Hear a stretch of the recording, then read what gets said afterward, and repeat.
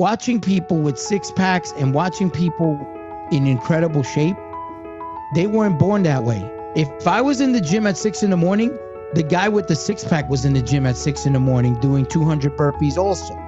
You know, if I went to lunch and the guy with the six pack maybe ate a slice of pizza on a rare occasion, he talked about it the entire time and went into the gym extra early the next day to burn off those calories. So my whole mindset about, they don't know what it's like because they actually worked hard, similar to the way you need to work hard to maintain your wealth and success in your family. This conversation about building up your blueprint. It's time to take it because time is wasted. Go grind and chase it, don't lose it. Hey, what's going on, ladies and gentlemen? Welcome to the Respect My Blueprint podcast, and I am super excited for today's guest. Today's guest, we have something very special for you guys. It's a real estate and media tycoon with over 25 years in the game, guys, and not only that, he actually pioneered a real estate franchise strategy and built up a $60 million real estate portfolio. He is also an best-selling author of the book, The Heart of the Deal, How to Negotiate Like a Real Estate Mogul. And he's also been featured in New York Times, Forbes for his philanthropy and entrepreneurship. But his biggest accomplishment, which we're going to touch on today, is losing over 120 pounds in about 9 months and becoming a global bodybuilding champion. All right. So I hope you guys are ready to get into the transformational discussion that we're going to get into. And I want to welcome my guest today, Anthony Six-Pack Lolli. How are you doing today, my friend? I'm doing great, man. Thank you for having me. Absolutely. Absolutely. Well, first of all, a lot to unpack and uncover, but we're going to get straight to the point here. I've read your background and everything coming out of New York and everything. You around 1921, you actually started Rapid Realty, if I'm not mistaken, right? And yes. And if I'm not mistaken, it's around 2009, franchised your franchise Rapid Realty. So if you could share a little bit about that with around that time period for everyone, that's I feel like a good starting point. Absolutely. I mean, listen, I always wanted to be successful. I grew up in Brooklyn, and a lot of my influence came from hip hop music and, people that I watched and admired, Jay-Z, Nas, P. Diddy, all those guys were rapping about their dreams and aspirations and, and were actually accomplishing those things. I didn't have skill in rap. My skill was business and entrepreneurship. So I basically utilized that to start a brokerage.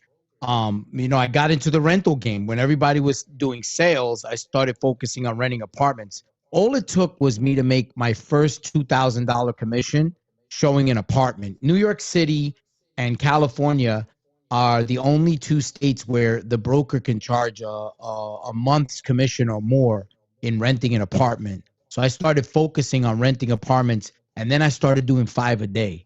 So all of a sudden, $2,000 times 5, I was making that kind of money. And when you really think about it, if you want to make $1 million a year, all you got to do is make over $3,000 a day, and boom, there you have it. So once I tasted that, there was no turning back. So what I did was I built a brokerage. At the age of 21, I bought my first property because I was crushing it doing rentals, and I was able to take advantage of all the predatory lending. But I was the victor, not a victim, So I was taking advantage of all the opportunities out there, and it was out there, and people were taking advantage of getting loans and stuff, and I was doing the same thing and took advantage of refinance opportunities, and I built my portfolio. And then, by default, I had to build a construction crew because I was, there was a learning curve. You buy multifamily property, you renovate it, this contractor rips you off, this one, takes advantage of you, Then you start building your own crew. So, I did all of that. And much like the other game, I became my own connection. I didn't need any investors because I was my own angel investor. I just put in the work. It's kind of like Tony Montana, right? In Scarface, if you're short a little cash, exactly. And if I was short a little bit of money, I go out and and do the rental game. And then you're making a few $1,000s a day renting apartments. So that was my hustle, you know. But you didn't And have I any was able to experience build. when you first got into it, though. No, I didn't. I actually started on my own, and I started working for small firms. But everybody was very jealous. They wasn't. I was one of the youngest people in the game. I was one of the youngest people to hold a real estate license, and a lot of the people were older, and they didn't want to teach me anything. So I had to learn everything on my own. Then I ended up working for a broker who kept my commissions, and that's what pushed me to start my own brokerage. So, the real estate game as a salesperson is a lot like the music industry. You can get into a bad deal, bad commission splits, or they don't pay you the commission. So once I had my qualifying points, I became my own broker and started my own firm.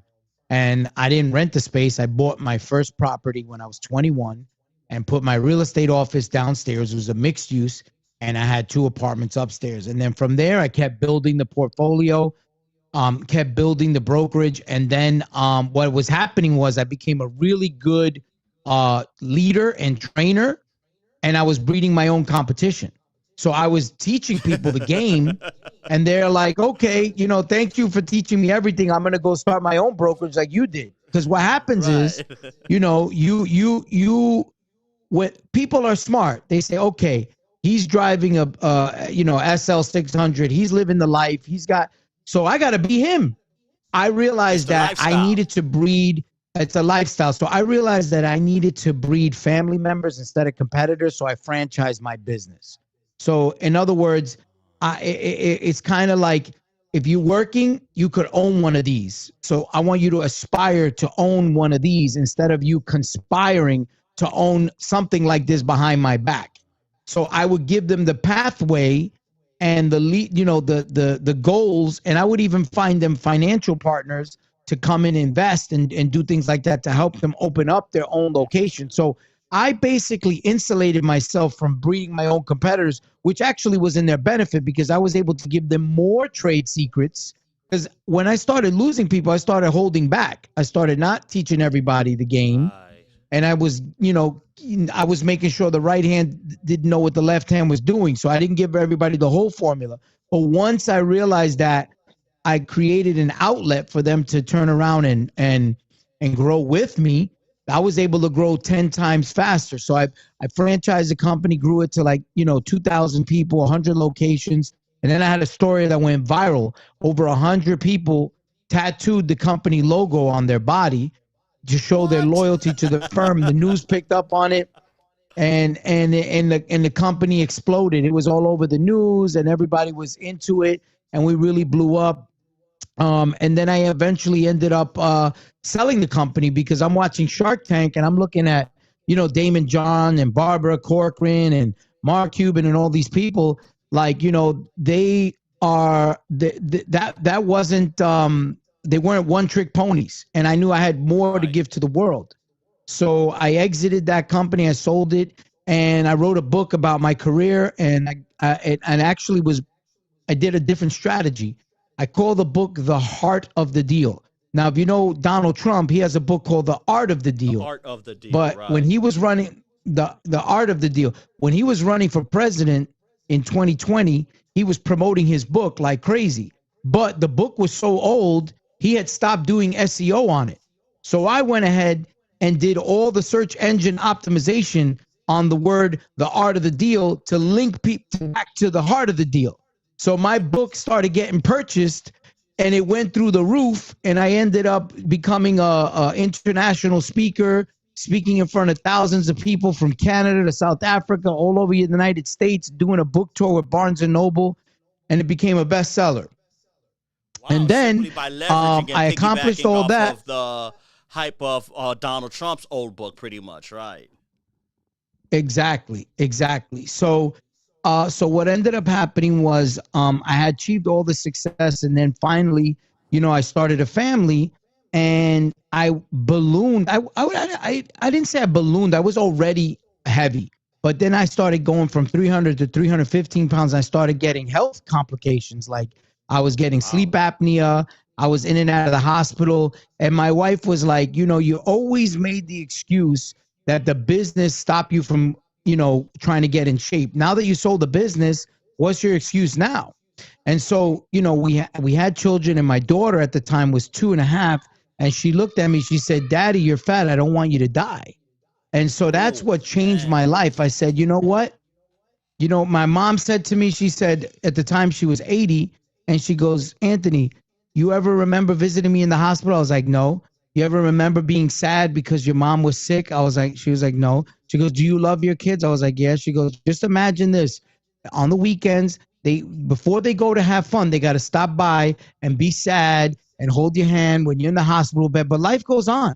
Life goes on. You got a beautiful wife, you got beautiful kids. They're going to be sad, but they're going to move on, and you're going to just make it sad for them. You're being a burden. You doing what you're doing is a more of a burden to your family. You're not only It hurting holds you yourself, you're hurting your own accountable. family." So, yeah. So that was it, man. That was it. I decided to treat my health and wellness and my fitness like I would a business, right? Just like if I got into any business venture, I would hire the best people. Like in construction, if I was trying to put a pool on a property, I hire the best pool guy, the best architect, the best electrician, the best Right. contractors. And when it came to weight loss, all of a sudden, I was like my own expert. I was my own guru. But meanwhile, I was failing all the time.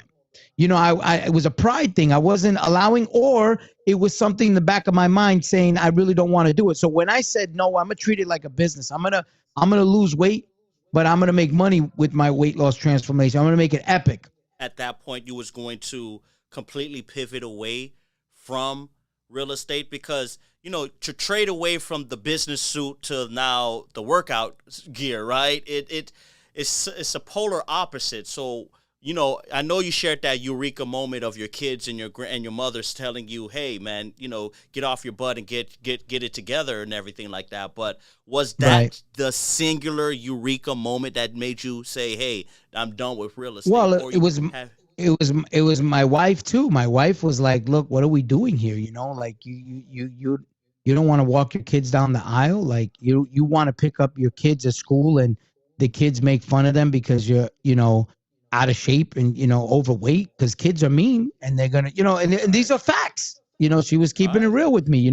I love you just the way right, you are, but now you got kids and you representing the family, and you don't want to be in a situation. She goes, "I know how prideful you are."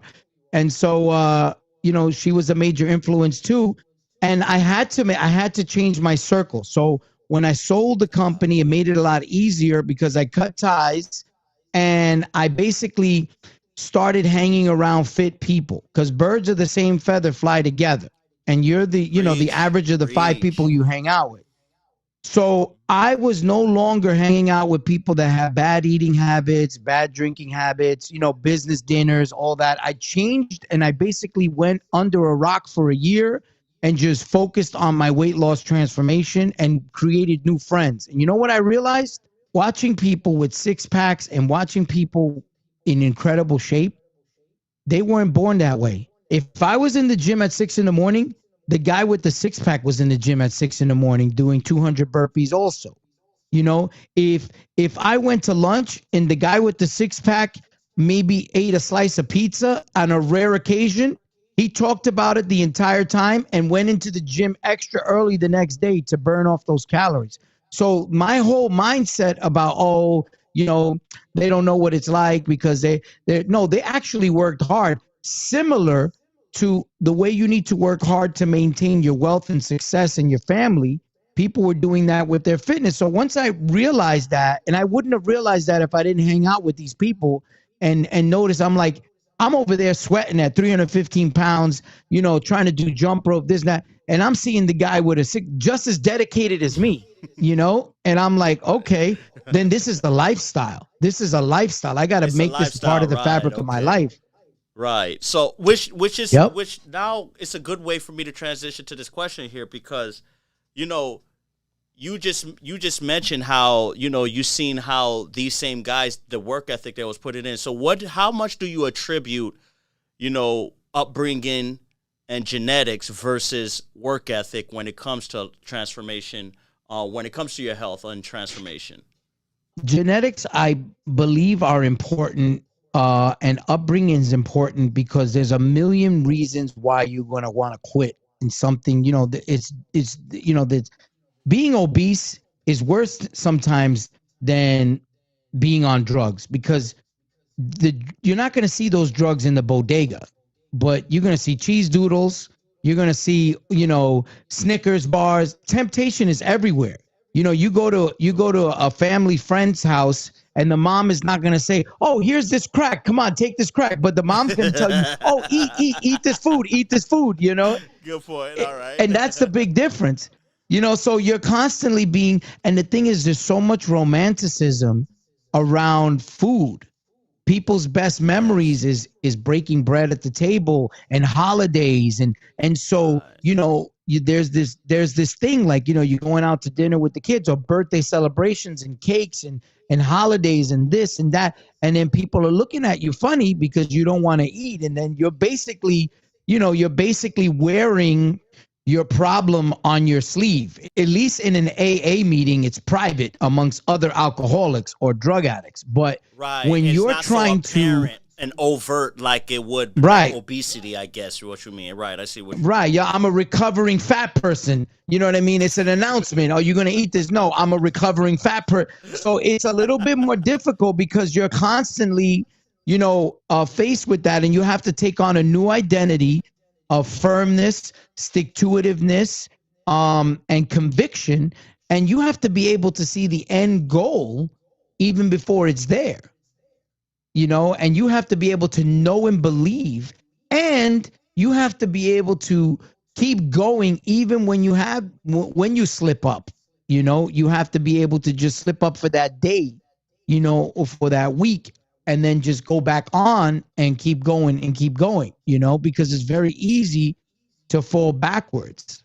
If you could share some of that, because right now, you have painted a very beautiful picture. You have a beautiful family, beautiful career. You started off since 19, you've had a taste of entrepreneurship and success. But now, in the latest part of your career and everything like that, and you've went through, again, from real estate to media to now fitness, what are some of the roadblocks that you had experienced throughout that time? Because, your documentary laid it out, which we're going to highlight as well, too. But I want you, if you could share with the audience, what's some of the roadblocks that you've experienced? There's always going to be roadblocks because people think you're changing, and when you're improving, when you get into fitness and you get into bettering your health, there's a different level of jealousy. I've been successful for a long time. I became a multimillionaire at the age of 23. And so that changes things a lot in terms of friendships and dynamics. And you learn to be selective with the type of friends you have around you. Because there's people that are sincere friends, and some people are friends because you're like an insurance policy. Like, I want to be friends with Aunt, do the right thing by Aunt, because if I ever fall, then I can always call Aunt. And I realized I don't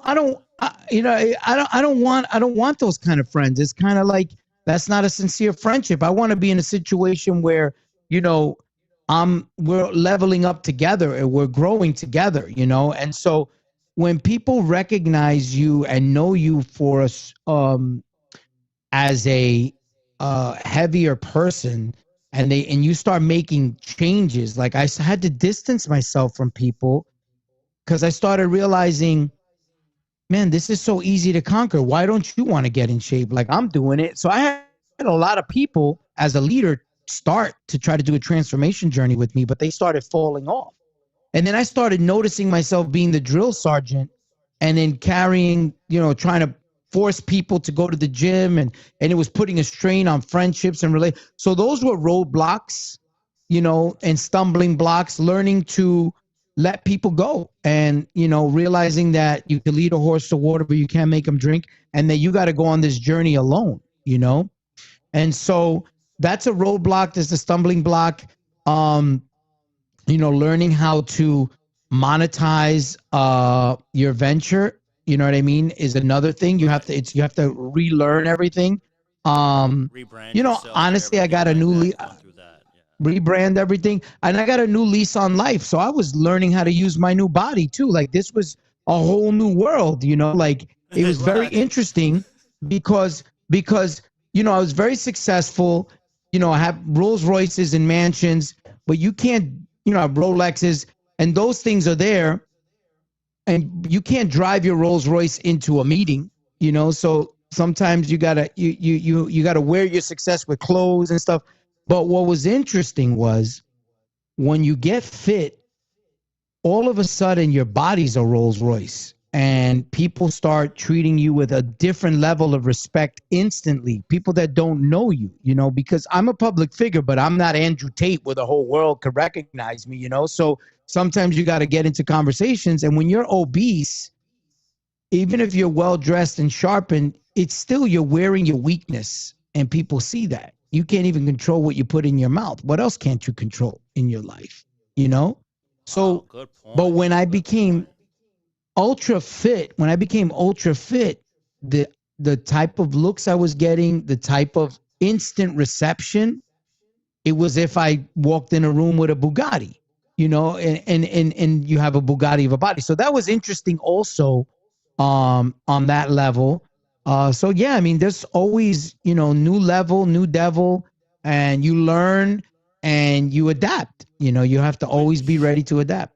health, I think there's been a real big movement on health right now, right? Especially since COVID, you know, um, ever since COVID and everything like that, you see a lot of these big companies are taking more health initiatives with wellness programs, on-site gyms and things like that. And, you know, and you've brought up a good point how, even being obese can be a bad first impression and first appearance, and just, when it comes to certain conversations and certain tables you're trying to enter, right? So, do you believe that there's a discrimination or a bias against, those who are quote unquote not fit because how social media now is bringing a high anxiety amongst those who are unfit and having them experiment in different diets and ways and things like that. And also, again, companies are putting a bigger emphasis on wellness. And again, with the COVID coming and doing its wreck within the economy. So, do you feel like there is, some sort of a bias at this point, maybe a harmful effect of putting health over wealth potentially? Yeah. I mean, listen, it's funny because this reminds me, I'm 45, right? So I grew up watching Eddie Murphy on Saturday Night Live. And there's Right, a right. famous Okay. skit. There's a famous skit where Eddie Murphy is in whiteface, and his name is Mr. White. And so he puts on this whole costume where he's a white guy, and now he's going into the bank, and they're like, "Oh, nobody's here. Here, borrow the money, don't pay us back." He gets on the bus, and there's one black guy in the bus, and he leaves the bus, and it's just all white people, and then they turn on the music, and it's like a whole different world when nobody's watching, right? So me being ultra fit, I completely erased my identity of being obese. So if you saw me, you would have never thought in the world I was 315 pounds. So now all of a sudden, I'm sitting in tables, sitting in circles, and I'm looking and listening at people of how they looked and treated people that were out of shape when they left the room, or when they, were not around or talking about them. And I realized they were saying those things about me, and I saw how people, even children, even moms, everybody were, there was a certain stigma or a certain prejudice against people that were out of shape. So I realized that, really quickly, and I found that to be very interesting. But your question about, I think what happened after, the COVID situation is that people are now more open and awakened to other health measures. Like when I released my documentary, I released it during COVID. So it was watched 95 million times, mainly because there were two things being watched: Tiger King on Netflix and Fat Lolli, the six pack Lolli on Amazon Prime. People were home doing home workouts. You remember people were doing curls with gallons of milk. So people watched my documentary and were resonating with wanting to be healthy. And I believe that if I wouldn't have lost weight, and I got COVID twice, I probably would have died from it. But because I was such an incredible shape, the first time I got COVID, it lasted like 20 hours. The second time it lasted like 6 hours, and I got right over it. So, being healthy makes you a machine.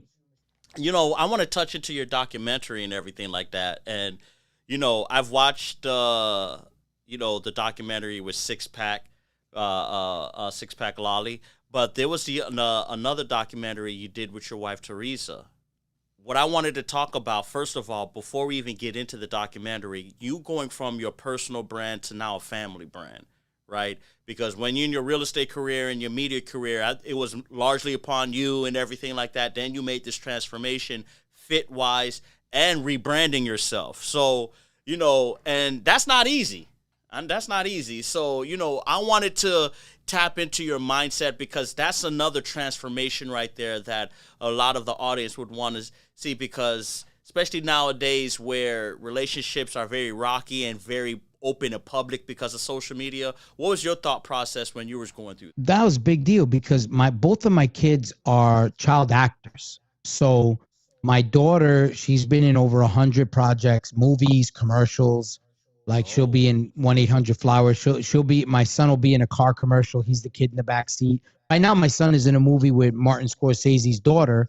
We were just at Cannes, France Film Festival. He's in that. He's in Tribeca Film Festival right now.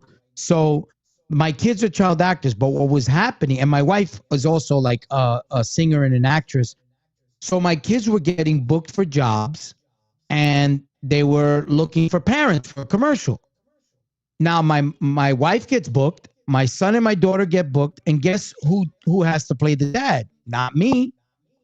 I was so out of shape that it wasn't even believable that I could be their own father. So another person was being cast as the dad to my own family.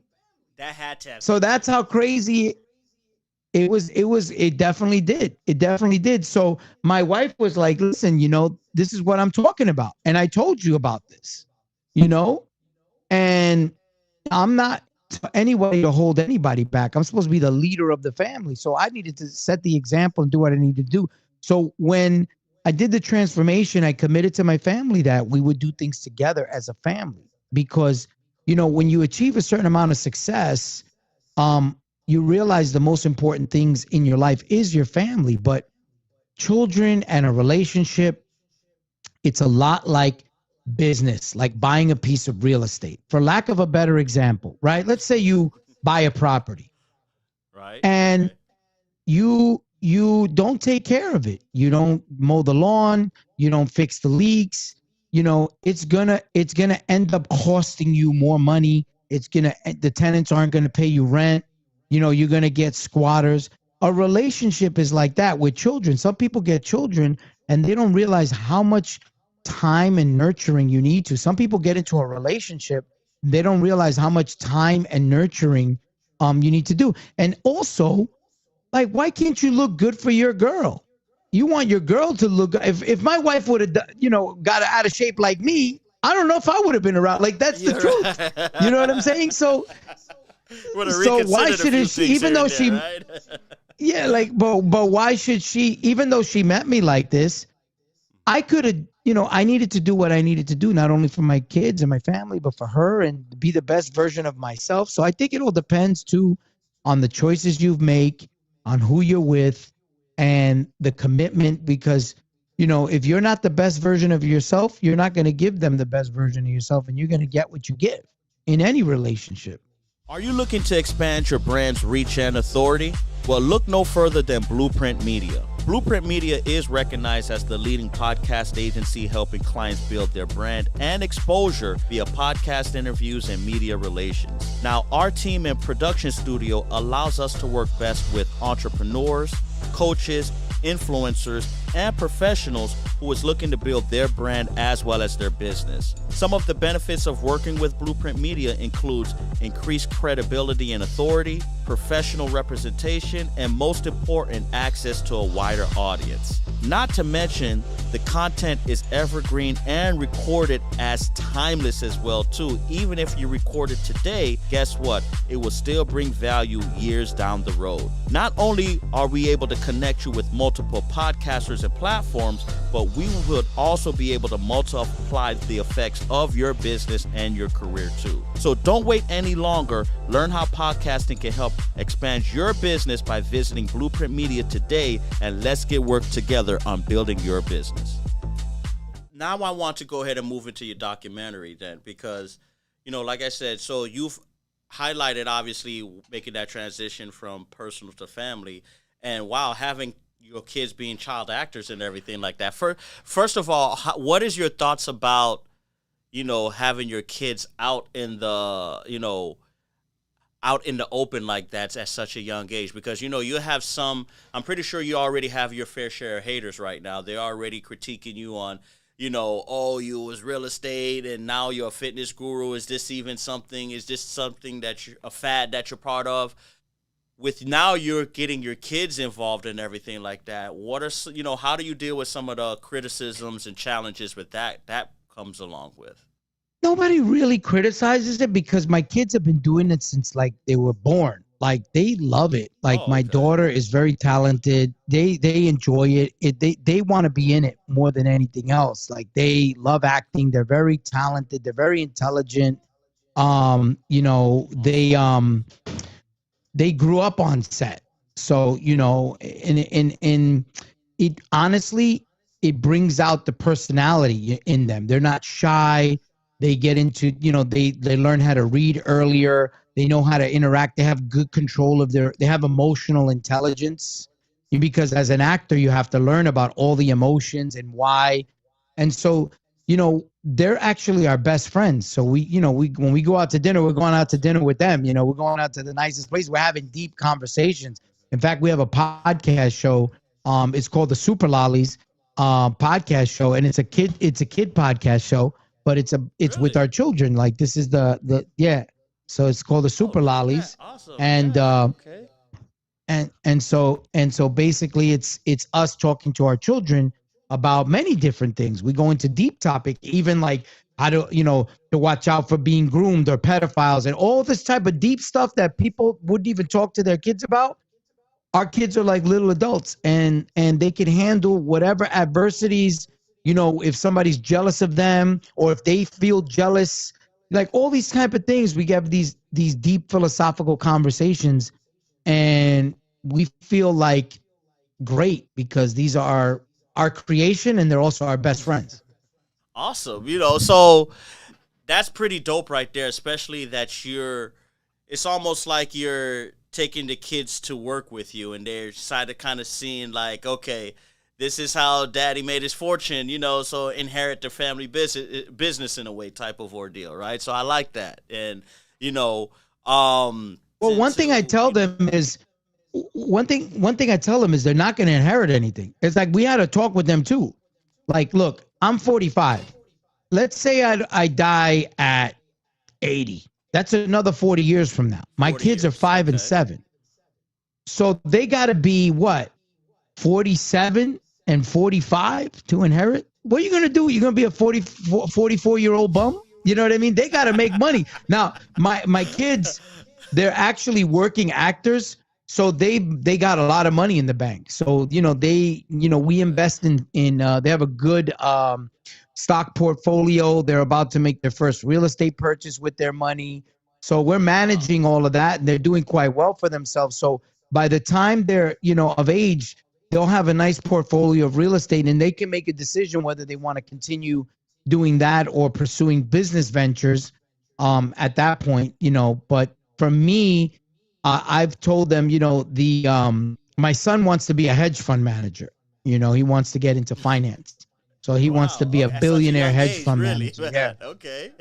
Yeah, he does, and but my daughter wants to be an actress. She's like, look, Okay. there's no better job than going to set, and I'm basically getting paid for the whole day. Like sometimes she could make five, six, $10,000 a day, just sitting there, and you're there all day. There's a buffet. You have your own trailer. There's a makeup artist. You're paid for the whole day, and then maybe you go on camera for 1 hour out of the day, and maybe out of that 1 hour it's a lot of retakes. So then you go back to your trailer and you're just hanging out all day. So, and you have your set teachers. We're always there. One of our commitments to our children is that they'll never be alone, so we're always with them. So it's cool. So like, they basically I don't know any other job that So you just basically have. Yeah, they soaking up all the gems, and I think she's picking the right career, obviously. But hold on, I want to ask you about Hollywood though, because Hollywood has also been going through a lot of transformation with the whole Me Too movement, and now recently, a lot of the script writers have been going on strike and everything like that, and also with Yeah. artificial intelligence tools and things like that. There's going to be a lot of changes within the industry. So, what are your thoughts is on the future of Hollywood? I think that everybody's always going to adapt. People were afraid when cars were invented, right? Think about all the horse and buggy businesses. Think about all the candle and kerosene businesses that went out of business when electricity and the light bulb was invented. Think about Kodak, used to be unimaginable. And then you have the iPhone. So there's always going to be something that's going to be an industry disruptor, like Chat GBT, right? I hired our first prompt engineer, to take on. And that's a new business now. You learn how to write prompts for Chat GBT. So we Oh hired wow, somebody you're to right. take them onto the team, so that's another skill set, another expertise. And so I think that it's better to embrace it and not fight against it. It's kind of like the music business, when people were in an uproar when rock and roll came out and the Beatles came out, and it was no longer Frank Sinatra music, and the same thing when Elvis came out, he was shaking his hips. It was like a whole big upset. You know what I mean? So like right now, that's like a soft dance, whatever Elvis was doing. Right. So, like you gotta be with the sign of the times. You gotta be with the sign of the times. And if you think about what we're doing right now, this format, right? Podcasting, video podcasting, it's been around, but now it's more in style. It's more how people are consuming content. It's more relevant to what's happening now. So sometimes things take time. And I think with what's going on with the writer strike, and the last time was one for 8 years ago, and I think now they're going to have the actors join in on it. And listen, it's important for people to unionize and speak up for themselves. And I think a lot of litigation is happening in the media world. Like there's a lot of rappers now that are getting small royalties from Spotify and all of these things, and they're like, hey, when I did my 360 deal, Spotify wasn't there. So why is Spotify telling me you're only going to give me a half a penny per stream? Who you're just making up the rule, So now all of them are doing like a big class action lawsuit. So you just got to be smart. You just got to be smart and embrace it. Which I highly agree with you as well too. I've always felt like, podcasting, since it's the number one growing medium right now and everything, there's got to be a way to have the institutions and the media world catch up on monetizing podcasters, right? It's just it's not fair, but that's another topic for another discussion. I want to go ahead and get into your documentaries now, because you know which, by the way, your documentaries highlight your journey into your bodybuilding. We haven't even touched into that. I mean, to go from 300 pounds to being a bodybuilding champion. Which, by the way, I do want to highlight that. But if you could touch on, was your bodybuilding journey was that the impetus for you, starting your documentaries, or was it just the eureka moment, like you mentioned, your family kind of putting you on accountable, making you accountable? That's what I meant to say. Once I got into it, I started losing weight. I hired a nutritionist. I flew him over to my house, and I knew the accountability I needed to hold myself accountable. So I filmed every single day of my training. I invested money. I had a nutritionist live with me for a year. I took him on family vacations. He taught me everything about nutrition. And I tried every single workout modality, from CrossFit to mixed martial arts to marathon running to bodybuilding. You name it, I tried it.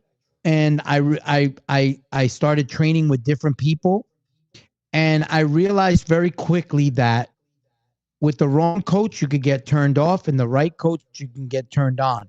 So I had to make sure that I respected the coach, because some coaches, they just want to slow roast you and milk you. Some coaches don't know how to be a coach. You know what I mean? So some coaches want to take it too easy on you because they don't want you to quit on them because they still want to get that money every week. If they're too hard on you, depending on your personality, you might quit. And some coaches are too soft. You know what I mean? They're allowing you to slack and they don't want to upset you. So I needed to find a coach in terms of a training person that I respected and admired. So I met one and I put him in the documentary and we were training together, and then he died in a horrible car accident. Now, the reason why I respected him is because he was a barber. He was buying real estate, in terms of Airbnb in Dominican Republic, and I was able to trade my real estate knowledge and in exchange for them giving me the best of themselves. So I gave them the best of my knowledge in real estate and in business, and I asked for them to give me the best, and let's cut the BS and just give me the hardcore nitty gritty, no slow roasting techniques. I just want to get in shape right away. And so we cut all the BS, and I added value to them and they added value to me. So there was a quid pro quo relationship. So I was able to bring my business experience and my business gems and jewels, and a lot of them ended up becoming very successful millionaires. You're telling me you tried many different diets and everything like that, right? And many different approaches. So it was you coming with this, finding the right coach that ended up getting you the right. So what do you have? So what is your advice to a lot of the people that go through that same burden? So because especially nowadays, weight loss. If I'm not, there's a new weight loss drug that's out. If I'm not mistaken, you might be aware of it, but Yeah. it's a drug that's kind of very popular in the market and everything. So Yep. what are your thoughts is on a lot of people that just won't be, instant gratification? Let me put it that way. Look, I've transformed over 1,000 people, and from 500 pounds to 400 pounds to, people that are 50 pounds overweight. It doesn't matter how you lose the weight. But once you lose the weight, there's a better way to sustain it and keep it healthy. Some people starve themselves. Some people take pills. Some people do bariatric surgery because it is very difficult, And so however you hit the lottery, you hit the lottery. Now let's keep it. You understand? So there's a lot of people that hit the lottery and then splund and lose it all, just as fast as they got it. There's a lot of people that use drugs and methods to lose weight and then gain it all back even faster, sometimes even more. And I used to be one of them.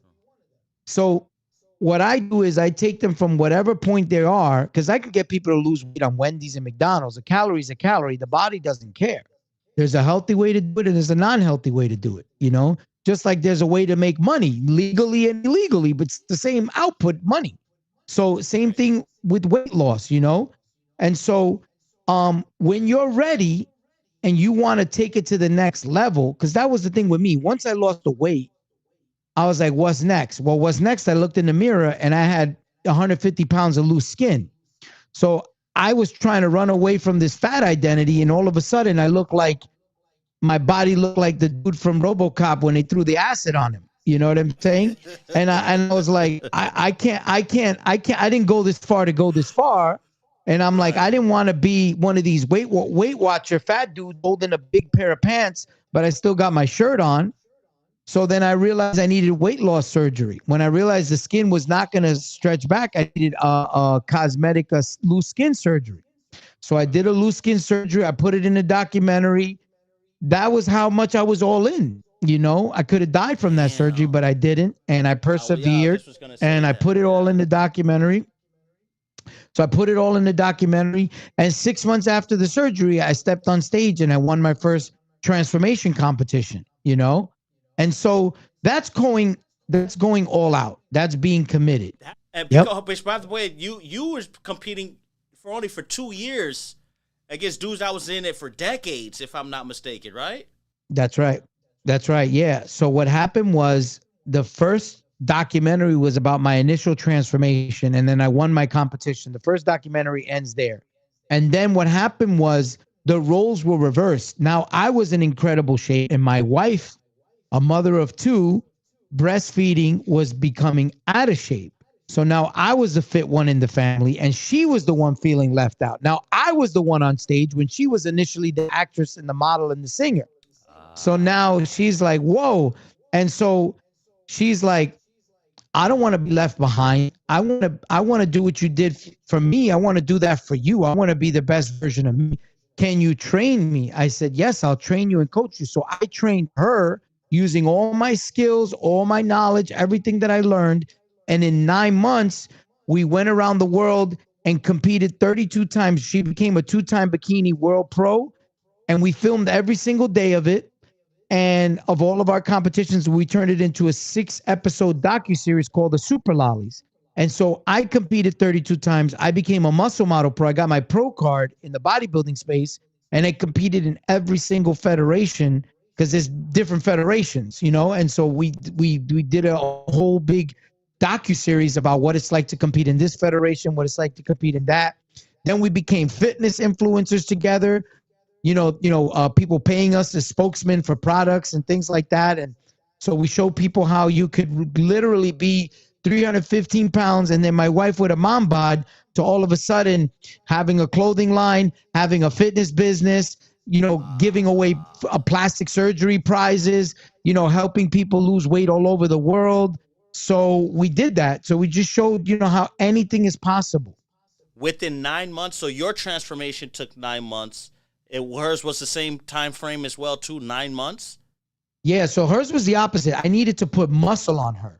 So she wasn't obese. She was just out of shape. She had a diastasis recti, which happens to a lot of moms. Their stomach abs open up when they have a baby. And so we needed to repair that. And I'm 6-pack Lolli. So I got her a 6-pack. She got incredibly ripped.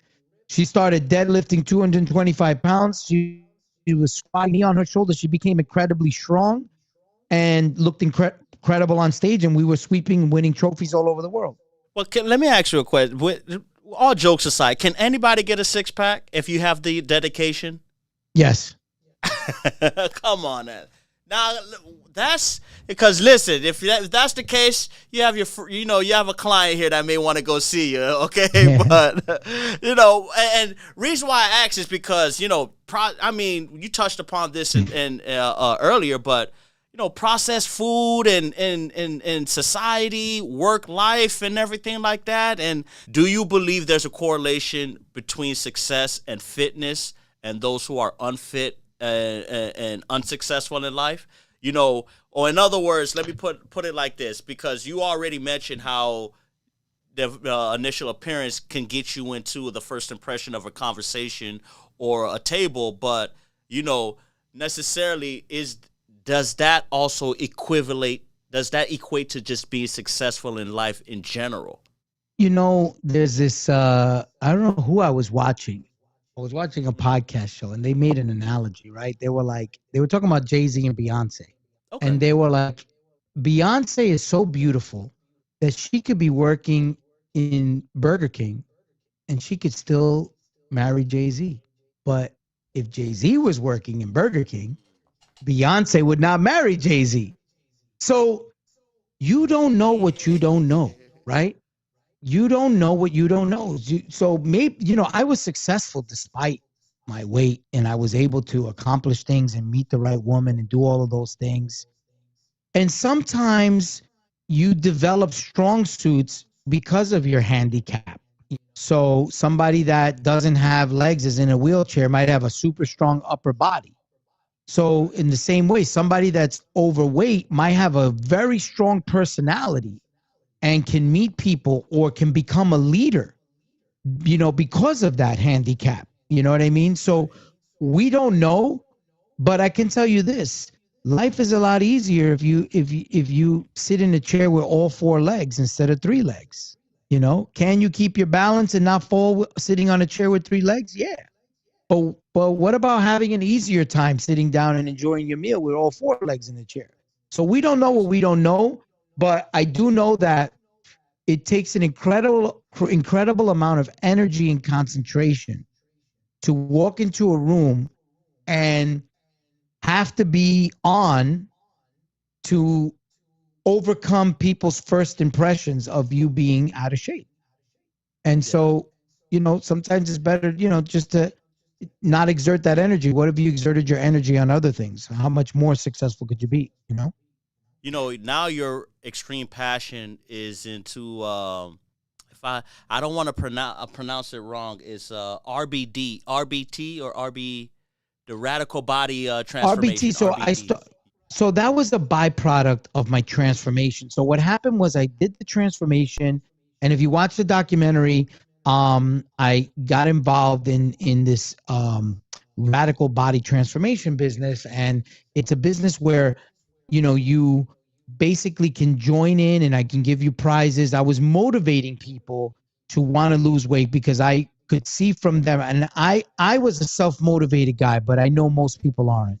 So I created a system in a community of competition and prizes, money, gifts, loose skin surgery, you name it, and even like medals and recognition by your peers. And we created a whole big movement. And then I did my first physical competition. So in Canada, so we had our first physical, because before it was all online because of COVID and the restrictions. And then finally, when those things lifted, we were able to do a first show, and I was able to meet people and shake their hand and coach them and help them. So I started that end of the business, and it was very, very rewarding because now it was bigger than me. It was more about helping other people and giving back.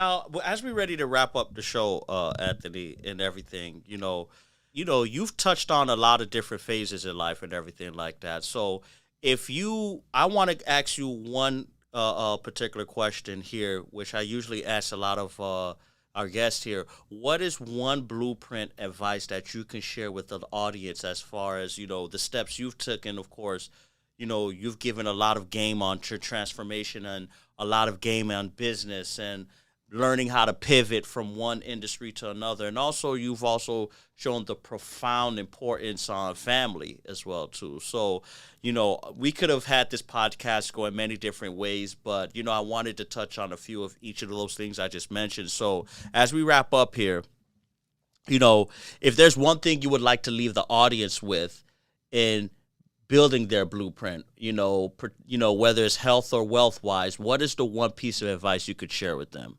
Think about what the word blueprint means. A blueprint in the real estate world, which is the world I'm in as well, is a plan, but a blueprint is just a blueprint until you actually break ground and build on it, right? So a lot of people have a room full of blueprints. They listen to your show, they listen to another show, they listen to this show. There's a bunch of blueprints in their brain. The main thing is to take action. You have to take accountability and say, if you go into a lot of minds, a lot of people have an encyclopedia of blueprints, but they haven't applied it. So figure out what's holding you back from applying the blueprint that your mom or your uncle or some show that you watched or, anything, a movie that inspired you when you were a kid. What is holding you back from doing that? You know what I mean? And you have to assess everything. How you do one thing is how you do everything. And I'll give you an example. You know what cigarettes do to you. If you're smoking a cigarette and you know it's going to cut your life short and it's going to damage you, fix that. Fix the little things. Big shot people are not taking big shots. It's just a bunch of little shots that they take. It's like a shotgun, right? When it sprays out all the little pellets. So that's what you got to do. Fix all the little micro decisions that you're making, the little mistakes that you're doing, that relationship that you should be out of, that friendship that you shouldn't be taught. There's too much going on in your life that you got to stop and assess why you have not taken steps on any of the blueprints, even the little ones, like you mentioned, packaged foods and this and that. Those things that now that you're aware of them, don't do it. I just realized that Splenda is a cancer-causing product. The sugar, Really? Splenda, the Yeah, the replacement fake sugar. sugar that goes in the Google coffee. it. Yeah. Google it. It's now confirmed. It's like out there, and I'm like, whoa. And I used to be big on that. Now, if I continue to do it, that's just me telling myself that I'm weak and I can't really stick to something because I'm too stuck in my old ways. That's one of the most important things that you got to remember is that you don't have to be who you were 5 minutes ago. You could be anybody you want starting right now.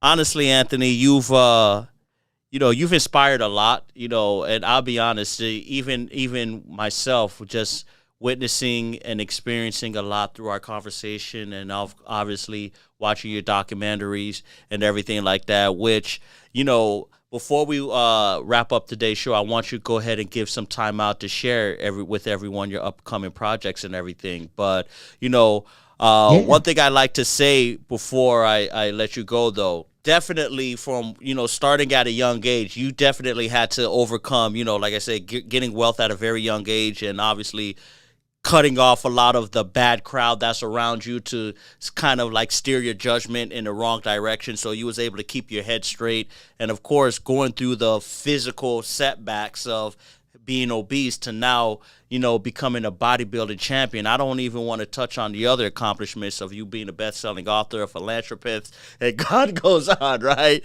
But, being an awesome dad and everything like that, my hat goes off to you and everything, and keep educating, keep preaching, and keep doing the good thing what you're doing, brother. I mean, if there's any of the guests that came on our show, I'm very, very,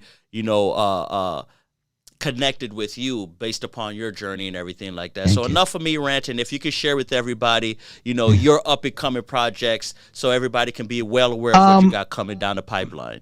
Well, the name of my company is Lolli Brands Entertainment, and we are doing documentaries. We have a lot of documentaries coming out. So one of the main things, if you want to keep up, is I'm big on Instagram. I love posting stories.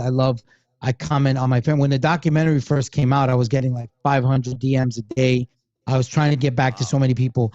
I actually helped people and stopped people from committing suicide because of obesity. People were like, hey, your story was inspiring to me. I was thinking, and so when I get a message, it's important to me. People are shocked sometimes when I respond with a voice note, because I'll take the time out of my day and respond to somebody, because I know that, you get what you give, and all I like to do is be a positive influence and inspire people. So best way to find out what's happening is go to my Instagram, Anthony Lolli. Absolutely. I hope you keep doing the good work, brother. Thank you for being here. Okay. I had a great conversation with you. Obviously, and let everyone know where they can follow you. I know they can follow you on Instagram. Is it also the what's your Instagram handle? Of course, we'll put it on the channel here. But if you could let everybody know Anthony. Yep, Anthony Lolli. Anthony Lolli. Yep, that's where you'll find me on Instagram, and I'll always put all my links. Everything is always there. Absolutely. Well, thank you again, Anthony, for stopping on by. Can we count you to have you down the show on again down the road, possibly? Absolutely. Always. Just ask me. I'll be there, man. This was fun. Absolutely. Well, thank you, Anthony. And again, ladies and gentlemen, this is the platform where we, again, discuss the blueprint of all successful entrepreneurs across all industries. You could also check us out on all streaming platforms, on Apple, iTunes, Spotify, as well as Amazon as well too. Definitely, we're released every Thursday at 6:30 p.m. Listen, it's time for me to wrap it up, but as always, guys, we're gonna catch y'all on the flip side. Peace. Shout out to our sponsor, Uptrend Credit, the #1 credit building platform out today. If you're looking to boost or build your credit, tap in with Uptrend Credit, as you will be able to build your credit by reporting your rent, utilities, and other monthly payments into your credit report. Uptrend Credit allows you to add trade lines with your monthly rent and utility payments and reports them on your credit in as little as 7 days. Check out Uptrend Credit and learn how you can build your credit today without taking on any debt.